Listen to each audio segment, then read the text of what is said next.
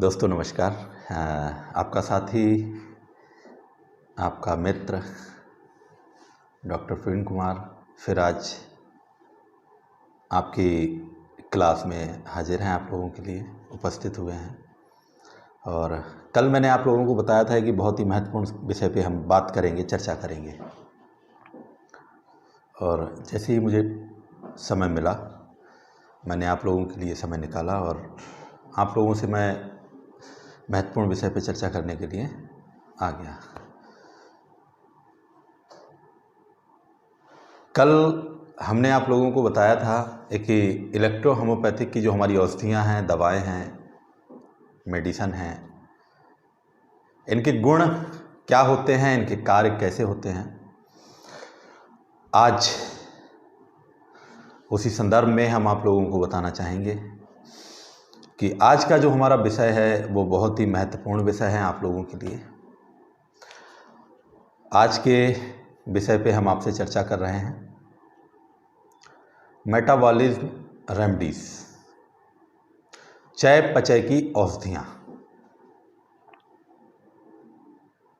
ये कौन सी औषधियाँ हैं और ये काम कैसे करती हैं और किन प्राकृतिक के रोगियों पे काम करती हैं और कैसे काम करती हैं, आज इस विषय पर हम आप लोगों से चर्चा कर रहे हैं।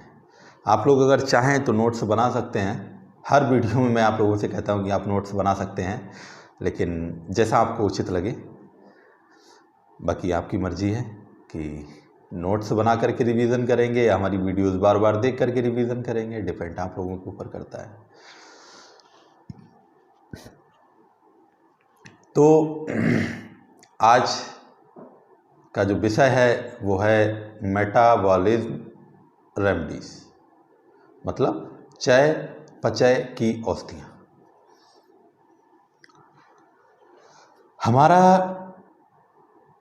जो 38 मेडिसन है हमारी, उसमें सबसे पहले हमारा जो ग्रुप आता है वो आता है एस ग्रुप।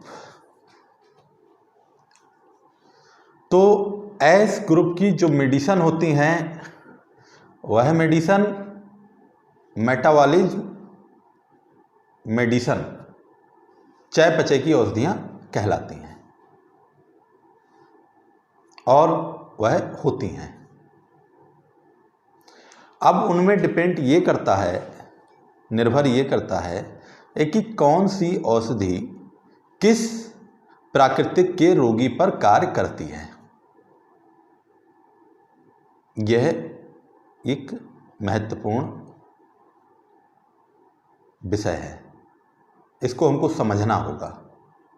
जब तक इसको हम समझेंगे नहीं तब तक औषधियों का चुनाव नहीं कर पाएंगे, और चुनाव नहीं कर पाएंगे तो हम रोगियों को दवा नहीं दे पाएंगे। इस चीज़ को हम समझ लेंगे तो रोगी की प्राकृतिक देख करके और उसको हम औषधि का चयन करके उस रोगी को दवा दे देंगे, जिससे कि रोगी को लाभ मिल जाएगा, रोगी जल्दी स्वस्थ हो जाएगा। और जब रोगी स्वस्थ होता है तो वो 4 जगह आपका माउथ एडवर्टाइजमेंट करता है, उससे आपके पास मरीजों की संख्या बढ़ती है। आपके पास जब मरीजों की संख्या बढ़ेगी तो चिकित्सा अभ्यास करने में भी मन लगेगा, आपको और अच्छा भी लगेगा। तो आज का हमारा जो विषय है वो विषय है मेटाबॉलिज्म रेमेडीज, चयापचय की औषधियाँ। मित्रों, एस ग्रुप की जो दवाएं होती हैं, जो औषधियाँ होती हैं, वो सारी की सारी औषधियाँ जो हैं एस ग्रुप, कफ प्रकृति के जो रोगी होते हैं उन रोगियों के लिए यह बहुत अच्छी और उपयोगी औषधियाँ होती हैं, क्योंकि ये सब जो दवाएं हैं वो लिम्फ पर काम करती हैं और यह लिम्फ को अधिक बलवान और मजबूत बनाने का कार्य करती हैं और उसको तंदुरुस्त रखने का कार्य करती हैं। लिम्फ को हमेशा तंदुरुस्ती की अवस्था में रखती हैं। इसको ये भी कह सकते हैं कि लिम्फ को शुद्ध करने का कार्य करती हैं, लिम्फ को शुद्ध रखती हैं। लिम्फ द्वारा जो रोग पैदा होते हैं, लिम्फ द्वारा उत्पन्न रोगों पर अमोघ बहुत अच्छे तरीके से ठीक करने का कार्य करती हैं। लेकिन इनमें जो मिली हुई प्राकृतिक के रोगी होते हैं, जिनका लिम्फ बिगड़ चुका हो, यानी लसीका बिगड़ चुका हो, उसके साथ साथ लिम्फ बिगड़ने पर जो हम एस ग्रुप की मेडिसिन देते हैं या अन्य रोग हो जाता है, तो रोगी को जो अन्य रोग होता है उस रोग के साथ में हम एस ग्रुप की दवाई को जब मिला करके देते हैं तो उस रोगी को बहुत जल्दी आराम, मतलब रोग बहुत जल्दी ठीक हो जाता है। ऐसा चिकित्सा अभ्यास में पाया गया है, देखने को मिला है। और हमारे जो बहुत अच्छे या जो सीनियर, जो बहुत पुराने चिकित्सक रहे, उन लोगों ने भी अपनी पुस्तकों में लिखा भी है और चिकित्सा अभ्यास करने पे ये पाया भी गया है। अब एस ग्रुप जो होता है, या एस ग्रुप या एस समूह, एस ग्रुप का जो समूह हो गया या ग्रुप हो गया, एक ही चीज़ है। इनके हम डाइल्यूशन के झंझट से कैसे हटें, मतलब अब अगर हम बात करेंगे तो मतलब चौथा डाइल्यूशन, पांचवा डाइल्यूशन, छठा डाइल्यूशन, सातवां डाइल्यूशन, आठवां, नौवां, 10वां, यहाँ तक कि एक ही पुस्तकों में 1,000 डाइल्यूशन लिखे गए हैं।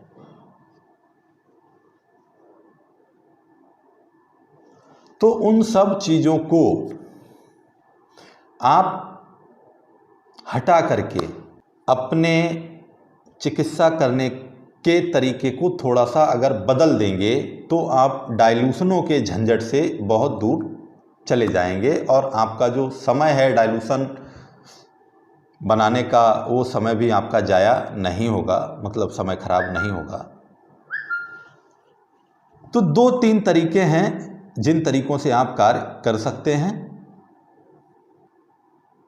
एस ग्रुप की जो मेडिसिन है, इसको हम डाइल्यूशन से हटा करके इसको हम पॉजिटिव या निगेटिव स्तर में बात करके इसको हम समझा दे रहे हैं, आपको बहुत सरल तरीके से समझाने का प्रयास कर रहे हैं।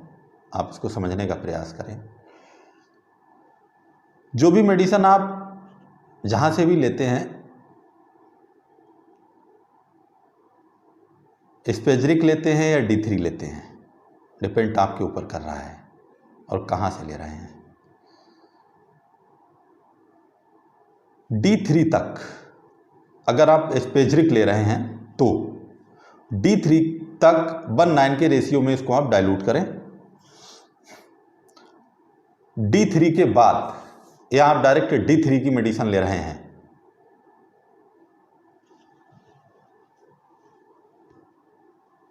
तो आप इसको 445 ml डिस्टिल वाटर और उसमें 5 ml मेडिसिन D3 की डाल लीजिए और उसमें झटके दे दीजिए। झटके लगाने के बाद या आप 495 ml और 5 ml डाल के भी उसको आप कर सकते हैं, या डायरेक्ट D3 से भी कर सकते हैं।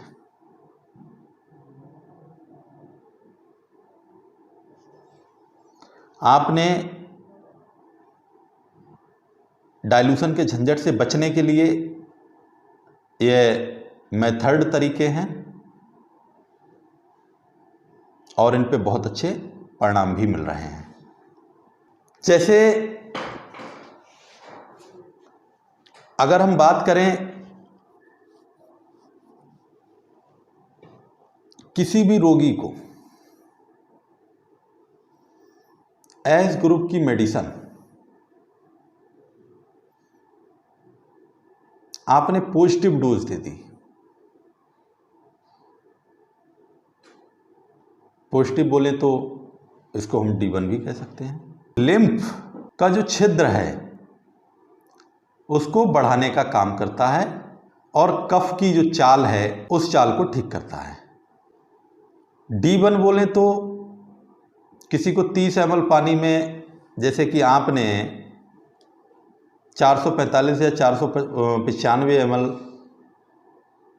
डिस्टिल वाटर में 5 ml मेडिसिन डाली है या 445 में 5 ml डाली है, तो उन दवाइयों की 30 ड्रॉप 30 ml पानी में अगर डाल देते हैं और उसमें आप स्टॉक, मतलब उसको हिला लेते हैं, स्टॉक लगा देते हैं,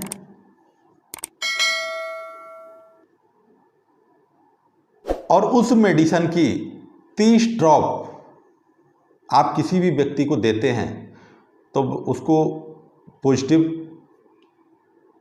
की अवस्था में रख लीजिए, वो पॉजिटिव रहेगी और वह जो है लसिका के छिद्रों को बढ़ाने का कार्य और कफ की चाल को ठीक करती है। उसमें 20 में आ जाएंगे तो फिर कार्य कम हो जाएंगे, 10 में आ जाएंगे तो और कम हो जाएंगे। तो इस तरह से भी आप प्रैक्टिस कर सकते हैं। इसी कारण जो नवीन रोग होते हैं, नए रोग होते हैं, जैसे अपच इत्यादि में प्रयोग किया जाता है।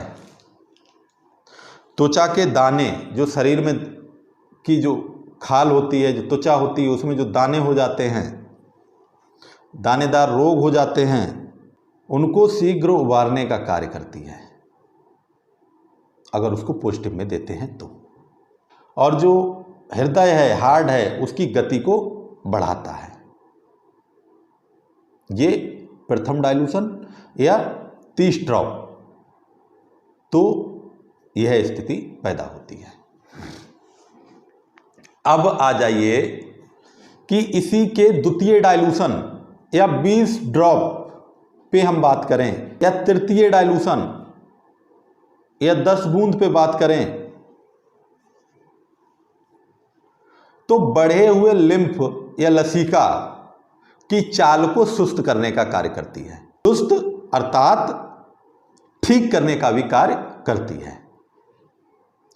पुराने रोग, क्रॉनिक रोग, जीर्ण रोग, पुराने, क्रॉनिक, जीर्ण, एक ही चीज है ये, इसकी भाषाएं बदल गई हैं।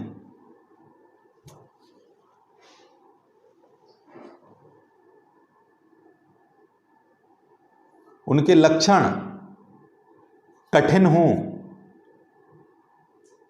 या भय, डर व्यतीत हो रहा हो, तो ऐसी स्थिति में सेकंड या थर्ड 20 या 10 ड्रॉप रोगी को दें या रोगी को दिए जाते हैं। और जो त्वचा होती है, स्किन होती है, जो दानेदार रोग हो जाते हैं, नेत्र के कंज कटाइवा नामक झिल्ली की प्रधा, झिल्ली जो होती है उसकी जो प्रधा होती है, जो आंख उठती है, उसमें लाभदायक होते हैं। या मस्तिष्क, मतलब हमारा सर, उससे संबंध रखने वाली जो बात नाड़ियां होती हैं, उनमें सेकंड या थर्ड डाइल्यूशन कह सकते हैं, या 20 या 10 ड्रॉप, इनका इस्तेमाल किया जाता है। इसको आप प्रयोग करिए, परिणाम आपके सामने होंगे। अगर रोग और भी ज़्यादा जीर्ण या और ही ज़्यादा पुराना हो, जिसमें लक्षण बहुत ज़्यादा तीव्र हो, तीव्र मतलब तेज हो जाते हैं, उसमें हम 20 की जगह 20 की जगह 15 10 की जगह 5 ड्रॉप भी इस्तेमाल करेंगे तो बहुत अच्छे परिणाम मिलेंगे। इसको 5वां और छठा डाइल्यूशन कह सकते हैं। लेकिन जो रोगी होता है, उस रोगी को रोग की पीड़ा अधिक महसूस करने की क्षमता हो, तो ऐसी स्थिति में हमको 5वां या छठा यानी कि 15 या 5 ड्रॉप भी इस्तेमाल करेंगे तो बहुत अच्छे परिणाम मिलेंगे। और भी ज़्यादा क्रोनिक हो जाए तो हमको ड्रॉप की संख्या और ज़्यादा कम कर देनी चाहिए, या 15 की जगह 10 और 10 की जगह 5 का भी प्रयोग करना चाहिए। यहां पे हम डाइल्यूशनों के झंझट से मुक्त हो जाएंगे। आप इस चीज को मान के चलिए, यहां पे हमको डाइल्यूशन नहीं देखना है। लेकिन एक चीज आप मान लीजिए कि प्रकृति रोगी की क्या है, ये तो अवश्य देखना पड़ेगा। क्योंकि जब तक प्राकृतिक नहीं देखेंगे आप, जिसे हम टेम्परामेंट कहते हैं, तब तक हम दवाइयों का सिलेक्शन नहीं कर सकते, दवाइयों का चयन नहीं कर सकते। और जब दवाइयों का चयन नहीं होगा तो रोगी तक सही दवाएं नहीं पहुंचेंगी और रोगी ठीक नहीं होगा। दोस्तों, एक चीज मैं आप लोगों को और बता देना चाहता हूं कि जब हम ऊंचे डाइल्यूशन या मान लीजिए 5 ड्रॉप या 3 ड्रॉप, 4 ड्रॉप, 2 ड्रॉप तक रिजल्ट लिए जाते हैं। अब 4 या 5 या 6 या 2 ड्रॉप की अगर हम बात करेंगे तो यहाँ पे हम डाइल्यूशन के झंझटों से दूर हो गए। लेकिन वह कुछ इस तरह के रोग हैं, उन रोगों के बारे में मैं आपको बता दूंगा, उनको आप नोट कर लो। ऐसे रोगों में हमको उच्च डाइल्यूशन या उच्च डाइल्यूशन मतलब कम ड्रॉप में दवाई देनी होगी, तब ही उनमें हमको रिजल्ट मिलेगा, अच्छे परिणाम मिलेंगे और वो रोग दिन प्रतिदिन ठीक होता चला जाएगा। रोग जैसे जैसे ठीक होता जाए वैसे वैसे आप एक एक करके आप ड्रॉप की मात्रा बढ़ा भी सकते हैं, जैसे जैसे ठीक होता चला जाए। उन रोगों के नाम आप चाहें तो नोट कर लें, मैं आपको बता दे रहा हूं। जहां पे उच्च डाइल्यूशन या हाई ड्रॉप की आवश्यकता होती है, ऐसे रोगों के नाम हम आपको बता रहे हैं, आप उनको नोट कर सकते हैं। जैसे कि पागलपन हो गया, हिस्टेरिया हो गया, वहम हो गया, भ्रम हो गया। यह जो हाइड्रोसील होता है, जिसको पोते कहते हैं, उसमें खुजलाहट होती है और कभी कभी खुजलाते खुजलाते उसमें बहुत भयंकर आग सी निकलती है और रोगी को बेचैन कर देती है। या अधिक पुराना नजला हो गया, या नाक से पानी निकलना हो गया, या पानी बहना हो गया। स्किन के पुराने रोग, जीर्ण रोग, ऐसे रोग हो गए। इसी तरह के अन्य तमाम रोग और उनके लक्षण हैं जिनमें आपको